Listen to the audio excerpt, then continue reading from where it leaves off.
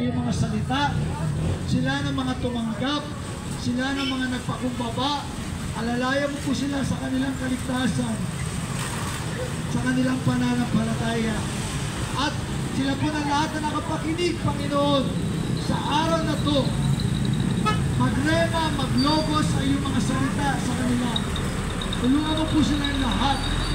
Ang mga tagabulihan ay maligtas at makakilala sa iyo ng personal. Lahat po sila ng mga may sakit, pagalingin mo. Sila ng mga inaalihan ng masamang espiritu, palayain mo. Sila na nangangailangan ng trabaho, bigyan mo ng trabaho. Sila na nangangailangan ng pagkain, inumin. Pagmamahal, bigay mo po sa kanila. Sila, Panginoon, na may mga problema, tulungan mo po sila. Alalayan mo po sila.